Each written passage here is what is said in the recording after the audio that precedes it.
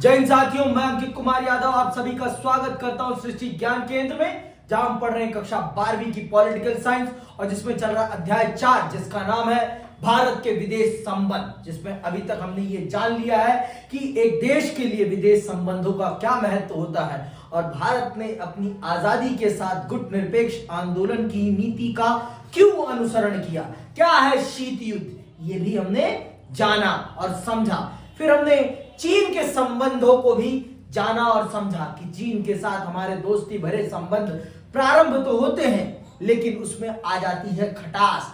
हम उनके साथ एक युद्ध लड़ते हैं जिसमें हमें पराजय का सामना करना पड़ता है, लेकिन हमारी सेना डट कर लड़ती है और मुंह तोड़ जवाब देती है प्रतिद्वंदी को। ये सारी बातें हमने बहुत विस्तार पूर्वक जानी और समझी, है ना। आज हम चल रहे हैं अपने दूसरे पड़ोसी के बारे में पढ़ने और जानने और समझने कि उनके साथ हमारा रिश्ता कैसा रहा है। ये पड़ोसी एक समय पर इसी देश का हिस्सा था। आज हम चल रहे हैं पाकिस्तान के साथ अपने रिश्तों को जानने और समझने। पाकिस्तान और भारत एक दिन एक समय पर आजाद हुए हैं। भारत आजाद हुआ है और पाकिस्तान बना है। मेजर डिफरेंस ये याद रखना है, ठीक है। तो आप सब कुछ तो बदल सकते हो, देश के दृष्टिकोण से देखेंगे, आप अपनी भौगोलिक स्थितियां नहीं बदल सकते। जब आप अपनी भौगोलिक स्थितियां नहीं बदल सकते तो अर्थात आप अपने पड़ोसी भी नहीं बदल सकते। और सबसे पहला विदेशी अगर कोई होता है आपके देश का तो वो होता है आपका पड़ोसी। तो भारत के पहले पड़ोसी चीन के साथ हमारे कैसे रिश्ते रहे इसके बारे में आप बखूबी जान चुके हैं। अब हम चल रहे हैं अपने दूसरे पड़ोसी के बारे में जानने और समझने कि भारत का दूसरा पड़ोसी पाकिस्तान, उसके साथ भारत के रिश्ते कैसे थे। तो आइए पढ़ते हैं और जानते और समझते हैं कि कैसे रिश्ते थे पाकिस्तान के साथ भारत के, जो भारत का ही एक समय तक अंग था। कैसे भारत और पाकिस्तान के रिश्तों में तनाव ने घर कर लिया। देखिए, पाकिस्तान के साथ तनाव प्रारंभ से ही था। जिस दिन पाकिस्तान का निर्माण हुआ उसी दिन से पाकिस्तान और भारत में 36 का आंकड़ा हो जाता है। 36 का आंकड़ा क्यों हो जाता है? क्योंकि पाकिस्तान का निर्माण एक सांप्रदायिक राष्ट्र के तौर पर होता है और जब एक देश सांप्रदायिक तौर पर बनता है तो वो बहुत सारी सांप्रदायिक नीतियों का अनुसरण करता है और उन सांप्रदायिक नीतियों के कारण उस देश में रहने वाले अल्पसंख्यकों के साथ अत्याचार होता है और ये अत्याचार बहुत ज्यादा विभीषक होते हैं, बहुत ज्यादा अत्याचारी होते हैं। और पाकिस्तान ने वही चीजें अपने अल्पसंख्यकों के साथ की है। ये किसी से छिपा नहीं है कि पाकिस्तान में अल्पसंख्यकों के साथ कैसा। आप जानते हैं कि पाकिस्तान के निर्माण के साथ विभाजन होता है। विभाजन के साथ बहुत बड़ी आबादी को विस्थापन का सामना करना पड़ता है और इस विस्थापन में बहुत बड़े स्तर पर जान माल का नुकसान उठाना पड़ता है दोनों तरफ रहने वाले लोगों को। इन सब बातों से आप वाकिफ है। भारत तो लोकतंत्र के रास्ते पर चल निकल पड़ता है लेकिन पाकिस्तान लोकतंत्र का रास्ता नहीं अपना पाता। वहां पर वहां की सेना वहां की राजनीति को हथिया लेती है और पूरा देश सैनिक शासन में तब्दील हो जाता है। और सैनिक शासन जब किसी देश पर लागू होता है तो उस देश की सेना का एक ही उद्देश्य होता है कि देश की जनता के अंदर देश के पड़ोसी, देश का जो पड़ोसी है उसके बारे में शंका पैदा करके रखी जाए, जिससे कि देश की जनता हमेशा देश की सेना पर मजबूरन भरोसा करने के लिए मजबूर रहे। मजबूरन, मैं शब्द क्या कह रहा हूं, मजबूरन मजबूर रहे देश की सेना पर विश्वास करने के लिए और ये यकीन करे कि देश के नेता तो देश को बेच देंगे लेकिन देश की सेना उनकी सुरक्षा करेगी। इस विवशता के लिए मजबूर कर देती है सेना।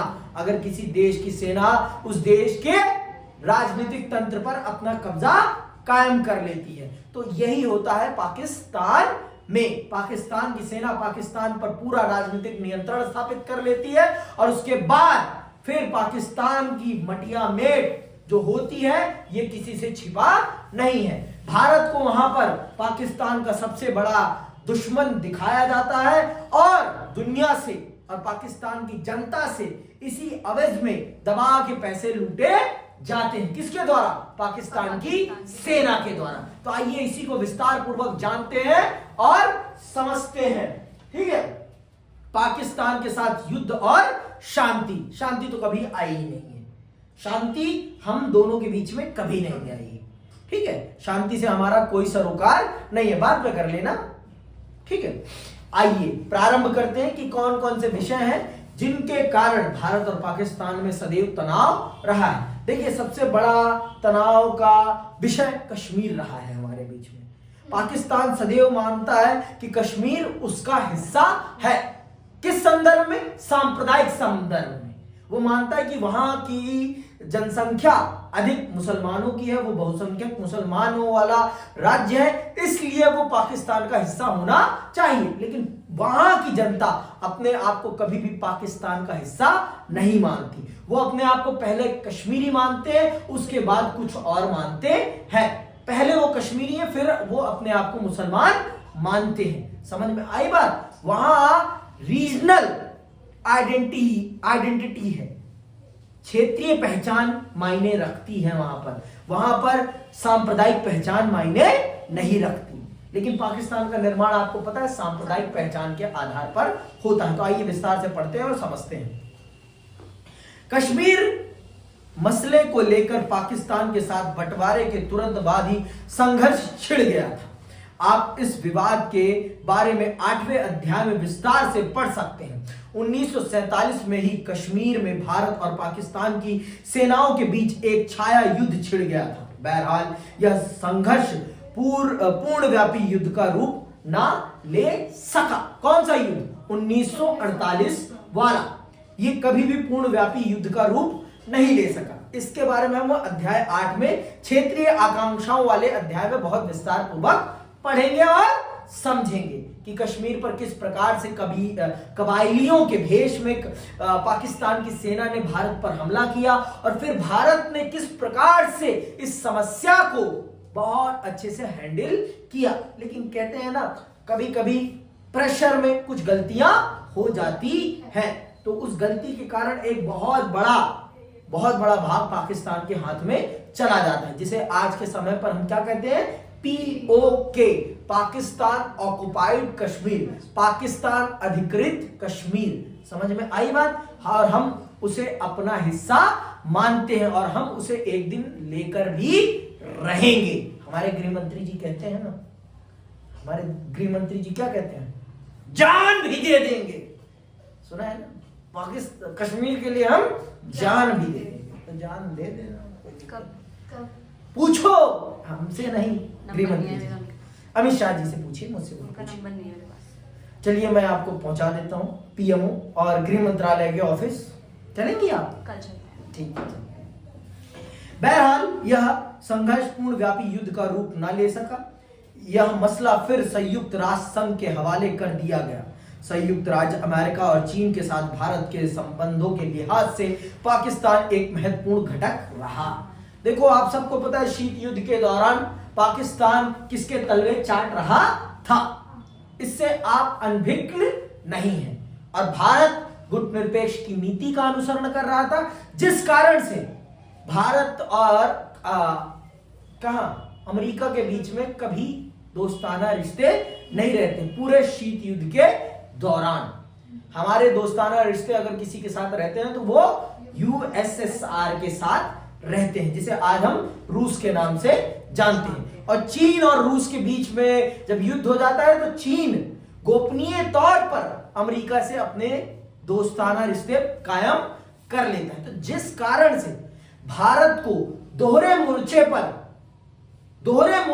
दो पड़ोसियों से लड़ना पड़ रहा था। दोहरे मोर्चे पर दो पड़ोसियों से लड़ना पड़ रहा था। दोनों ही पड़ोसी हमारे लिए खतरा बन बैठे थे। दोनों पड़ोसी, चीन भी और पाकिस्तान भी। और अंतरराष्ट्रीय स्तर पर अमेरिका हमारा पक्षधर नहीं था। लेकिन फिर भी हमारे नेताओं ने शीत युद्ध के दौर में बहुत दमदार तरीके से अपने देश का पक्ष रखा और बहुत अच्छे से भारत को डिफेंड किया है, बहुत अच्छे से मैं कह रहा हूं। आगे सुनिएगा। कश्मीर के सवाल पर हुए संघर्ष के बावजूद भारत और पाकिस्तान की सरकारों के बीच सहयोग संबंध कायम हुए। दोनों सरकारों ने मिलजुल कर प्रयास किया कि बंटवारे के समय जो महिलाएं अपहृत हुई थी, जिनका अपहरण हुई थी, उन्हें अपने परिवार के साथ वापस लौटाया जा सके। विश्व बैंक की मध्यस्थता से नदी जल में हिस्सेदारी को लेकर चला आ रहा एक लंबा विवाद सुलझा लिया गया। कौन सा? सिंधु नदी वाला, ठीक है। और ये किसकी मध्यस्थता में हुआ है? विश्व बैंक। हाँ, ये याद रखना है, ये 1 नंबर का प्रश्न है, ठीक है। और आज तक हमने उस ट्रीटी का उल्लंघन नहीं किया है। पाकिस्तान ने हर बार सीमा पर हमारे देश की सेना पर हमला किया, लेकिन हमने कभी भी सिंधु जल संधि का उल्लंघन नहीं किया है। अगर हम चाहें तो पाकिस्तान को तड़पा कर मार सकते हैं, एक बूंद पानी के लिए तरसा सकते हैं, लेकिन हम भारतीय हैं, हम किसी को प्यासा नहीं मारते। पानी तो अपने दुश्मन को भी पिला देना चाहिए और हम उसमें यकीन रखते हैं। और हमने अपने दुश्मन को पानी खूब भर भर के पिलाया है, खूब भर भर के पिलाया है, कभी उसके होठों को सूखने नहीं दिया ना। लेकिन उसकी हरकतें हैं ऐसी कि उसके होठ सूख जाने चाहिए, गला रूंध जाना चाहिए, क्योंकि उसके गले से हमेशा गालियां ही निकलती हैं। पानी भी हमारा पीता है, भोजन भी हमारा ही खाता है, बस गालियां हमें ही देता है। नमक तो हराम नहीं है।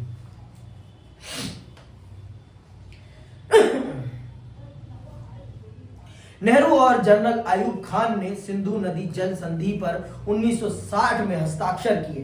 भारत पाक संबंधों में नरमी गर्मी के बावजूद इस संधि पर ठीक ठाक अमल होता रहा। तो किसकी बीच में सिंधु जल संधि हुई है? नेहरू और जनरल अयूब खान। कौन? जनरल अयूब खान। जनरल अयूब खान कौन होगा? जनरल मतलब सेना। तो आप देख लीजिए कि पाकिस्तान के निर्माण के साथ ही जिन्ना साहब 9 महीने बाद मर जाएंगे और उसके बाद पाकिस्तान पर सेना का अधिकार हो जाएगा। आगे सुनो।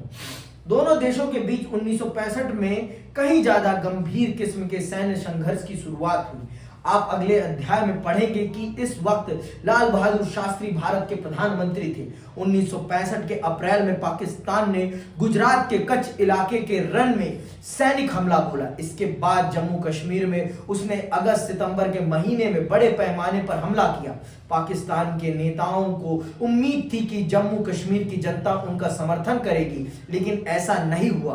कश्मीर के मोर्चे पर पाकिस्तानी सेना की बढ़त को रोकने के लिए प्रधानमंत्री लाल बहादुर शास्त्री ने पंजाब की सीमा की तरफ से जवाबी हमला करने के आदेश दिए। दोनों देशों की सेनाओं के बीच घंघोर लड़ाई हुई और भारत की सेना आगे बढ़ते हुए लाहौर के नजदीक तक पहुंच गई। संयुक्त राष्ट्र संघ के हस्तक्षेप से इस लड़ाई का अंत हुआ। बाद में भारतीय प्रधानमंत्री लाल बहादुर शास्त्री और पाकिस्तान के जनरल अयूब खान के बीच 1966 में ताशकंद समझौता हुआ। सोवियत संघ ने इसमें मध्यस्थ की भूमिका निभाई। हालांकि 1965 की लड़ाई में भारत ने पाकिस्तान को बहुत ज्यादा सैन्य क्षति पहुंचाई, लेकिन इस युद्ध से भारत की कठिन आर्थिक स्थिति पर और ज्यादा बोझ पड़ा। तो भारत ने 1965 के समय पाकिस्तान को रौंद दिया अपनी सैन्य ताकत के बल पर। पाकिस्तान को बर्बाद कर दिया, नस्तो नाबूद कर दिया।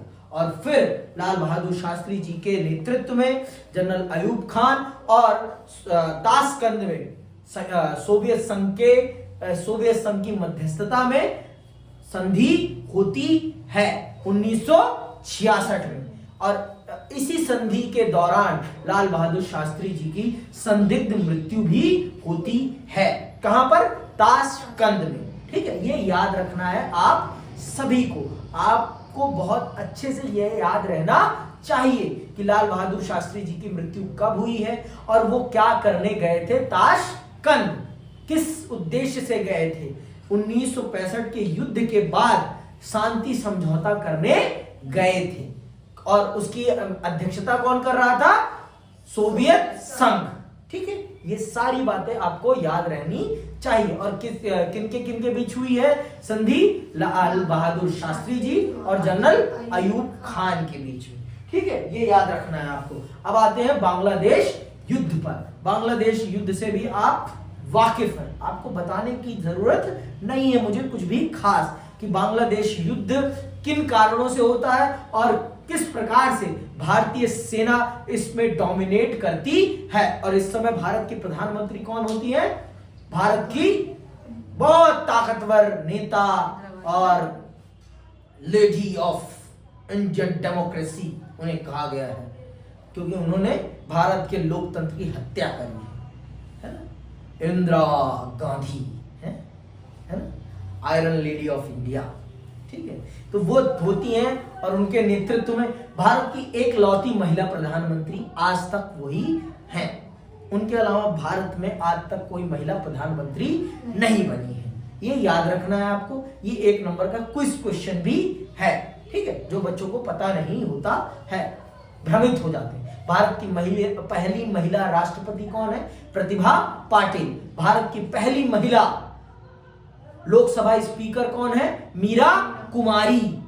भारत की पहली महिला राज्यपाल कौन है? सरोजनी नायडू। ये सारी बातें आपको याद रखनी है। भारत की पहली महिला मुख्यमंत्री कौन है? ये आप लोग बताएंगे और वो कौन से राज्य की थी ये भी आप लोग बताएंगे। ठीक है, अब ये सवाल आपके लिए है, आपको अगली क्लास में मुझे बताना है। ठीक, तो आइए जानते हैं बांग्लादेश युद्ध क्यों हुआ। ये सब आप जानते हैं क्योंकि बांग्लादेश की जनता को पश्चिमी पाकिस्तान की जनता दोयम दर्जे का नागरिक मानती थी। ना उनकी भाषा को सम्मान देती थी, ना उनकी संस्कृति को सम्मान देती थी, ना उनको सम्मान देती थी। उनको कुत्ते का जीवन जीने के लिए मजबूर करके रखती थी। पैसा वहां से आता था, लेकिन वहां का आया पैसा कभी वहां के विकास पर नहीं लगता था। लगता कहां पर था? पश्चिमी पाकिस्तान पर। पूर्वी पाकिस्तान को क्या मिलता था? ढेला, ठेंगा मिलता था। क्या मिलता था? ठेंगा, ठेंगू। समझ में आई बात? आगे सुनो। 1970 में पाकिस्तान के सामने एक गहरा अंदरूनी संकट आ खड़ा हुआ। पाकिस्तान के पहले आम चुनाव में खंडित जनादेश आया। याद है ना? खंडित जनादेश। पहला आम चुनाव कब हो रहा है यहां पर? 1970 में। 1970 में पहला आम चुनाव। खुद सोच लो आप, भारत में कितने आम चुनाव देख लिए हैं? पहला 52, 52, 57, 62, 67 और 71। कितने हो? हमने 5 देख लिए और ये पहला कर रहे हैं अभी। ये पहला, और उसमें भी खंडित जनादेश आएगा।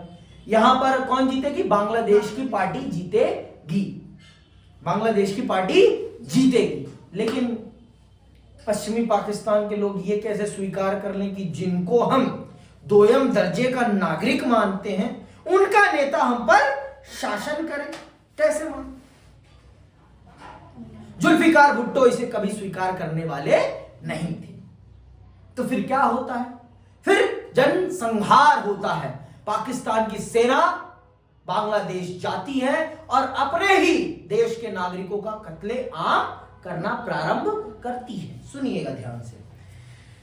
जुल्फी अली भुट्टो की पार्टी पश्चिमी पाकिस्तान में विजयी रही, जबकि मुजीबुर रहमान की पार्टी आवामी लीग ने पूर्वी पाकिस्तान में जोरदार कामयाबी हासिल की। पश्चिमी पाकिस्तान के नेताओं के हाथों अपने साथ हुए दोयम दर्जे के नागरिक के बर्ताव के विरोध में पूर्वी पाकिस्तान की बंगाली जनता ने इस पार्टी को वोट दिया था। पाकिस्तान के शासक इस जनादेश को स्वीकार नहीं कर पा रहे थे। आवामी लीग एक परिसंघ बनने की मांग कर रही थी, लेकिन वे इस मांग को भी स्वीकार करने के लिए तैयार नहीं थे। कौन तैयार नहीं थे? पश्चिमी पाकिस्तान की सरकार, या कहिए वहां की डोमिनेटिंग पार्टी। जुल्फिकार भुट्टो इस बात को स्वीकार करने को तैयार नहीं थे। वो किसी भी तौर पर ताकत अपने हाथ में रखना चाहते थे, लेकिन जनता ने चुना किसको था? मुजीबुर रहमान को, मुजीबुर रहमान को, क्योंकि ज्यादा जनसंख्या पूर्वी पाकिस्तान में थी, जिस कारण से सीटें भी ज्यादा वहां थी, और वहां की पार्टी कौन सी थी? मुजीबुर रहमान की, और वो जीती थी। लेकिन उनके हाथ में वो सरकार देने को तैयार नहीं थे। क्यों नहीं थे? क्योंकि वो सदैव उनको दोयम दर्जे का नागरिक मानते थे। कौन? पश्चिमी पाकिस्तान की जनता। ठीक है। इसकी जगह पाकिस्तानी सेना ने 1971 में शेख मुजीबुर को गिरफ्तार कर लिया और पूर्वी पाकिस्तान के लोगों पर जुल्म ढाने शुरू किए। जवाब में पूर्वी पाकिस्तान की जनता ने अपने इलाके यानी मौजूदा बांग्लादेश को पाकिस्तान से मुक्त कराने के लिए संघर्ष छेड़ दिया। 1971 में पूरे साल भारत को 80 लाख शरणार्थियों का बोझ वहन करना पड़ा। हमारी भी आर्थिक दशा इतनी अच्छी नहीं थी कि हम 80 लाख लोगों का क्या हो, मैसेज आया फेस टाइम का कुछ, कोई बात नहीं, वीडियो बंद हो गई है क्या? नहीं, ऑन है वीडियो। ठीक है, तो वो कोई बात नहीं। तो ये चीजें, तो भारत की भी आर्थिक स्थिति इतनी अच्छी नहीं थी कि भारत 80 लाख लोगों का खर्चा वहन कर सके। इतना हम भी आर्थिक तौर पर मजबूत नहीं थे, और वहां की जनता विद्रोह कर रही थी, जिस कारण से भारत पर इसका प्रभाव पड़ रहा था। तो भारत को मजबूरन इस युद्ध में बांग्लादेश की जनता का सहयोग करना पड़ा, क्योंकि हम इतने लोगों का भरण पोषण नहीं कर सकते थे किसी भी कीमत पर। तो मजबूरन भारत की सेना को उस युद्ध में कूदना पड़ता है और मुक्ति संग्राम में बांग्लादेश की जनता का सहयोग करना पड़ता है, और पाकिस्तान की सेना को सरेंडर करना पड़ता है। समझ में? दुनिया का सबसे बड़ा सरेंडर है वो। 71,000 सैनिकों ने सरेंडर किया है। 71,000। ये शरणार्थी पूर्वी पाकिस्तान से भागकर भारत के नजदीकी इलाकों में शरण लिए हुए थे। भारत ने बांग्लादेश के मुक्ति संग्राम को सैनिक नैतिक समर्थन और भौतिक सहायता दी। पाकिस्तान ने आरोप लगाया कि भारत उसे तोड़ने की साजिश कर रहा है। हम तोड़ने की नहीं, आप ही अपने आप को तोड़ने की साजिश कर रहे थे। तो भारत ने, भाई हम मजबूर हो गए थे ना हम तो। पाकिस्तान को अमेरिका और चीन ने मदद की। 1960 के दशक में अमेरिका और चीन के बीच संबंधों को सामान्य करने की कोशिश चल रही थी, और इससे एशिया में सत्ता समीकरण नया रूप ले रहा था। अमेरिकी राष्ट्रपति रिचर्ड निक्सन के सलाहकार हेनरी किसिंजर ने 1971 के जुलाई में पाकिस्तान होते हुए गुपचुप चीन का दौरा किया। अमेरिका पाकिस्तान चीन की धुरी बनती देख भारत ने इसके जवाब में सोवियत संघ के साथ 1971 में शांति और मित्रता की एक 20 वर्षीय संधि पर दस्तखत किए। संधि से भारत को इस बात का आश्वासन मिला कि हमला होने की सूरत में सोवियत संघ भारत की मदद करेगा। भारत भी अश्योर था कि कोई भी आ जाए, हमारे पीछे हमारा मित्र सोवियत खड़ा है। इन तीनों ने अपना गठजोड़ बनाया, तो भारत ने भी अपना गठजोड़ मजबूत कर लिया।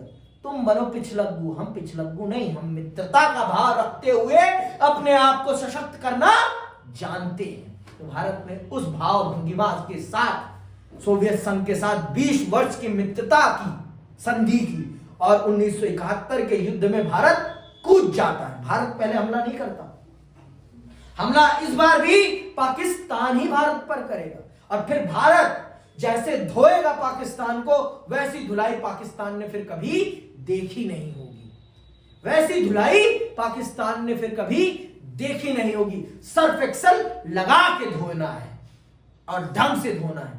फेना, सर्फ एक्सल, टाइड प्लस सब लगाया हमने, फिर अच्छे से धोया। आगे सुनो। महीनों राजनयिक तनाव और सैन्य तैनाती के बाद 1971 के दिसंबर में भारत और पाकिस्तान के बीच एक पूर्णव्यापी युद्ध छिड़ गया। पाकिस्तान के लड़ाकू विमानों ने पंजाब और राजस्थान पर हमले किए, जबकि उसकी सेना ने जम्मू कश्मीर में अपना मोर्चा खोला। जवाब में भारत ने अपनी वायुसेना, नौसेना और थल सेना के बूते पश्चिमी और पूर्वी मोर्चे से कार्रवाई की। स्थानीय लोगों के समर्थन और स्वागत के बीच भारतीय सेना पूर्वी पाकिस्तान में तेजी से आगे बढ़ी। 10 दिनों के अंदर भारतीय सेना ने ढाका को 3 तरफ से घेर लिया और अपने 90,000 सैनिकों के साथ, मैं तो गलत बोल गया, मैंने तो 20,000 का कम कर दिया, गलती हो गई मुझसे। 90,000 सैनिकों के साथ पाकिस्तानी सेना को आत्मसमर्पण करना पड़ा। बांग्लादेश के रूप में एक स्वतंत्र राष्ट्र के उदय के साथ भारतीय सेना ने अपनी तरफ से एक तरफा युद्ध विराम घोषित कर दिया। बाद में 3 जुलाई 1972 को इंदिरा गांधी और जुल्फिकार अली भुट्टो के बीच शिमला समझौते पर दस्तखत हुए और इससे अमन की बहाली हुई। ये याद रखना है कि कश्मीर शिमला समझौता क्या है और ये किनके बीच में हुआ है और कब हुआ है? 3 जुलाई 1972 को। किसके किसके बीच में? इंदिरा गांधी और जुल्फिकार भुट्टो के बीच में। ठीक है, ये याद रखना है आप सभी को। आते हैं अब आगे। युद्ध में इस निर्णायक जीत से देश में उत्साह की लहर दौड़ गई थी। अधिकांश भारतीयों ने इसे गौरव की घड़ी के रूप में देखा और माना कि भारत का सैन्य पराक्रम प्रबल हुआ है। आप अगले अध्याय में पढ़ेंगे कि इंदिरा गांधी इस वक्त भारत की प्रधानमंत्री थी। 1971 के लोकसभा चुनाव में उन्हें विजय मिली थी। 1971 की जंग के बाद इंदिरा गांधी की लोकप्रियता को 4 चांद लग गए। इस युद्ध के बाद अधिकतर राज्यों में विधानसभा के चुनाव हुए और अनेक राज्यों में कांग्रेस पार्टी बड़े बहुमत से जीती। ठीक है, भारत ने अपने सीमित संसाधनों के साथ नियोजित विकास की शुरुआत की थी। पड़ोसी देशों के साथ संघर्ष के कारण पंचवर्षीय योजना पटरी से उतर गई। 1962 के बाद भारत को अपने सीमित संसाधन खास तौर से रक्षा क्षेत्र में लगाने पड़े। भारत को अपने सैन्य ढांचे का आधुनिकीकरण करना पड़ा। 1962 में रक्षा उत्पादन विभाग और 1965 में रक्षा आपूर्ति विभाग की स्थापना हुई। तीसरी पंचवर्षीय योजना 1961 से 66 पर असर पड़ा और इसके बाद लगातार 3 एक वर्षीय योजना पर अमल हुआ। चौथी पंचवर्षीय योजना 1969 में ही शुरू हो सकी। युद्ध के बाद भारत का रक्षा व्यय बहुत ज्यादा बढ़ गया। युद्ध ने भारत के आर्थिक विकास पर एक बहुत बड़ा संकट खड़ा कर दिया। भारत को जो अपने देश के आर्थिक विकास पर पैसा लगाना था, वो सारा का सारा पैसा हमें अपने देश की सेना और सुरक्षा पर खर्च करना पड़ा। ये एक भारत के आर्थिक विकास पर एक बहुत बड़ा डेंट था। 3 युद्ध लड़ना कोई छोटी बात नहीं है, बहुत बड़ी बात है और बहुत बड़ी कीमत हमने इसकी चुकाई है। बहुत बड़ी कीमत इसकी चुकाई है हमने, और हम ये भूल जाते हैं, हम ये सारी चीजें भूल जाते हैं। नेहरू को गाली देने से पहले, इंदिरा को गाली देने से पहले हम ये बातें भूल जाते हैं कि उनके समय में उनको कौन कौन सी समस्याओं और कौन कौन सी चुनौतियों का सामना करना पड़ा। मोदी जी ने कौन से कितने युद्ध लड़ लिए हैं? हाँ, surgical strike is not a युद्ध। मैंने बोला भी नहीं, मैं आपको बता रहा हूं, इस देश की उस जनता को बता रहा हूं जो कहती है कि सर्जिकल स्ट्राइक वो कुछ नहीं है, वो कुछ नहीं है। ऐसी कितनी सर्जिकल स्ट्राइक भारत ने करी है आज तक, और किसी को पता तक नहीं चला है, क्योंकि उस टाइम इतना विज्ञापनीकरण नहीं था। आज जितना ज्यादा आप एडवर्टाइजमेंट करते हैं अपनी चीजों का, आज आपके पास इंटरनेट है इतने बड़े पैमाने पर, उस समय ये सारी चीजें नहीं थी। लेकिन इंदिरा गांधी की लोकप्रियता उस समय भी मोदी जी से कहीं ज्यादा थी। इंदिरा इज अ इंदिरा, इंदिरा को कोई बीट नहीं कर सकता, नेहरू को भी कोई बीट नहीं कर सकता। मैं मानता हूं कि ठीक है, सरदार पटेल सबकी पहली पसंद थे, गांधी की पहली पसंद नेहरू थे, मैं इस बात को स्वीकार करता हूं, लेकिन वो दोनों तो कभी नहीं लड़े इस चीज के लिए। तो भाजपा क्यों लड़ती रहती है इस बात पर?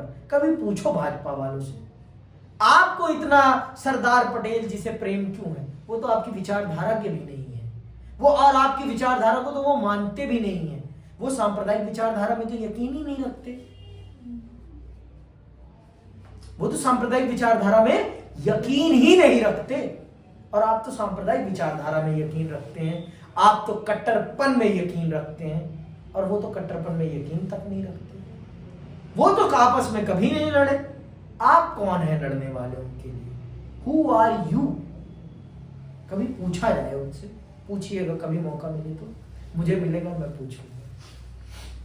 अब आते हैं भारत की परमाणु नीति पर। भारत की परमाणु नीति, जिस पर अमेरिका ने हमेशा गिद्ध की नजर गड़ाकर रखी कि भारत परमाणु शक्ति राष्ट्र ना बन सके। हमेशा अमेरिका चाहता था कि भारत कभी भी परमाणु शक्ति संपन्न ना बने, और ये नेहरू की, ये लाल बहादुर शास्त्री की, और ये इंदिरा की देन है कि भारत एक परमाणु राष्ट्र बना। होमी जहांगीर भाभा की देन है कि भारत एक परमाणु राष्ट्र बना। ये याद रखना है आपको, इन लोगों को आपको हमेशा याद रखना है, और इनकी कृतज्ञता सदैव हमें हमारे मस्तिष्क में याद रखनी है। मैं जो नाम बता रहा हूं ये नाम आपको पता रहने चाहिए। होमी जहांगीर भाभा, इनके बारे में आपको पता होना चाहिए। डॉक्टर साराभाई कौन है, इनके बारे में आपको पता होना चाहिए। आज जो इसरो इतने बड़े बड़े काम कर रहा है, इसरो तो जानते हो ना, भारत की स्पेस एजेंसी का नाम इसरो है, पता है ना? जैसे अमेरिका की का क्या नाम है? नासा। वैसे भारत की का क्या नाम है? इसरो। ये याद रखना है आप सभी को, बहुत सारे बच्चों को नहीं पता है। बेवकूफ है, क्या करें? क्या करें? चलो आगे सुनो। इस दौर की एक खास बात थी भारत का परमाणु विस्फोट। भारत ने 1974 के मई में परमाणु परीक्षण किया। तेज गति से आधुनिक भारत के निर्माण के लिए नेहरू ने हमेशा विज्ञान और प्रौद्योगिकी पर अपना विश्वास जताया था। नेहरू की औद्योगिकीकरण की नीति का एक महत्वपूर्ण घटक परमाणु कार्यक्रम था। इसकी शुरुआत 1940 के दशक के अंतिम सालों में होमी जहांगीर भाभा के निर्देशन में हो चुकी थी। भारत शांतिपूर्ण उद्देश्यों में इस्तेमाल के लिए अणु ऊर्जा बनाना चाहता था। नेहरू परमाणु हथियारों के खिलाफ थे। उन्होंने महाशक्तियों पर व्यापक परमाणु निशस्त्रीकरण के लिए जोर दिया। बहरहाल परमाणु आयुधों में बढ़ोतरी होती रही।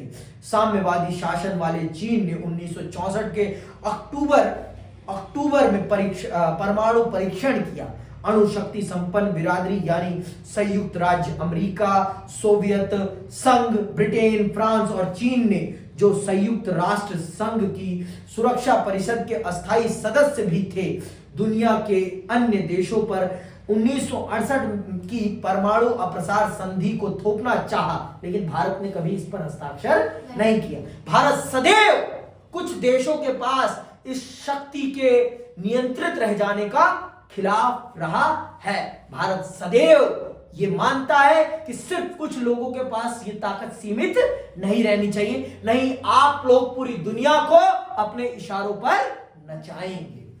तो भारत ने, और भारत का तो, और अगर भारत इस शक्ति को अपने पास प्राप्त नहीं करता तो सभी भारत हमेशा एक थ्रेड की दृष्टि से देखा जाता, हमारे लिए हमेशा थ्रेड बना रहता। समझ में आई बात? आगे सुनो। भारत हमेशा से इस संधि को भेदभाव पूर्ण मानता आया था। भारत ने इस पर दस्तखत करने से इनकार कर दिया था। भारत ने जब अपना पहला परमाणु परीक्षण किया तो इसे उसने शांतिपूर्ण परीक्षण करार दिया।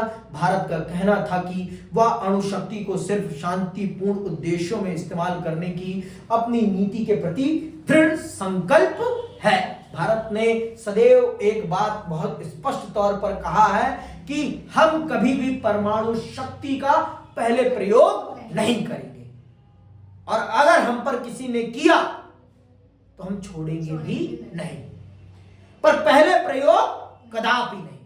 हमारा कदापि ये पहला हथियार नहीं है। ये हमारे लिए एक संसाधन है, ये हथियार नहीं है। हमारे लिए एक संसाधन है, हम इसे हथियार के तौर पर नहीं देखते हैं। जिस वक्त परमाणु परीक्षण किया गया था वह दौर घरेलू राजनीति के लिहाज से बड़ा कठिन था। 1973 में अरब इजराइल युद्ध हुआ था। इसके बाद पूरे विश्व में तेल के लिए हाहाकार मचा हुआ था। ये याद रखना है कि क्या हो रहा है, अरब इजराइल युद्ध और जिसके कारण क्या हो रहा है, पूरी दुनिया में तेल का संकट पैदा हो गया है। और जब तेल का संकट पैदा होगा तो क्या होगा, देश में महंगाई चरम पर जाएगी, क्योंकि तेल क्या है, बेसिक नीड है। किसकी, फैक्ट्रियों की, ट्रांसपोर्टेशन की बेसिक नीड है। और जब तेल महंगा होगा तो सारी चीजें अपने आप अल्टीमेटली महंगी हो जाएंगी। अब आप यहां से अब यहीं से आप आपातकाल को समझना प्रारंभ कर रहे हैं। इन सब चीजों को समझते चलिए, आपातकाल की पृष्ठभूमि यहीं से तैयार हो रही है कि किन कारणों से भारत में इतने बड़े बड़े आंदोलन होंगे और क्यों इंदिरा परेशान हो जाएंगी इन आंदोलनों से, और क्यों वो भारत के लोकतंत्र पर काला शटर लगाने के लिए अपने आप को विवश कर लेती हैं। शब्द मैंने क्या इस्तेमाल किया, विवश कर लेती हैं। अगर वो नहीं चाहती तो कभी भी नहीं लगता। ठीक है, आगे सुनो। इसके बाद पूरे विश्व में तेल के लिए हाहाकार मचा हुआ था। अरब राष्ट्रों ने तेल के दामों में भारी वृद्धि कर दी थी। भारत इस वजह से आर्थिक समस्याओं से घिर गया। भारत में मुद्रास्फीति बहुत ज्यादा बढ़ गई। मुद्रास्फीति का मतलब क्या होता है, महंगाई। ठीक है, जैसा कि आप छठे अध्याय में पढ़ेंगे, इस वक्त देश में कई आंदोलन चल रहे थे और इसी समय देशव्यापी रेल हड़ताल भी हुई थी। हालांकि राजनीतिक दलों के बीच विदेश नीति के बारे में छोटे मोटे मतभेद जरूर हैं, लेकिन भारतीय राजनीति में विभिन्न दलों के बीच राष्ट्रीय अखंडता, अंतरराष्ट्रीय सीमा रेखा की सुरक्षा तथा राष्ट्रीय हित के मामलों पर व्यापक सहमति है। इस कारण हम देखते हैं कि 1962-71 के बीच जब भारत ने 3 युद्धों का सामना किया और इसके बाद के समय में भी जब समय समय पर कई पार्टियों ने सरकार बनाई, विदेश नीति की भूमिका पार्टी की राजनीति में बड़ी सीमित रही। मतलब ये मान लीजिए कि भारत की विदेश नीति जो नेहरू ने जो रास्ता दिया उसी रास्ते पर चली है, कोई खास परिवर्तन उसमें नहीं किया गया है। नेहरू का रास्ता ही पूरे भारत की राजनीति में भारत की विदेश राजनीति में देखने को मिला है, और किसी भी पार्टी ने भारत की विदेश नीति में कोई खास चेंज नहीं किया है, छुटपुट चेंजों के अलावा। इसी के साथ आपका यह अध्याय यहीं समाप्त होता है और मैं आप सबसे विदा लेता हूं। जय हिंद, जय भारत।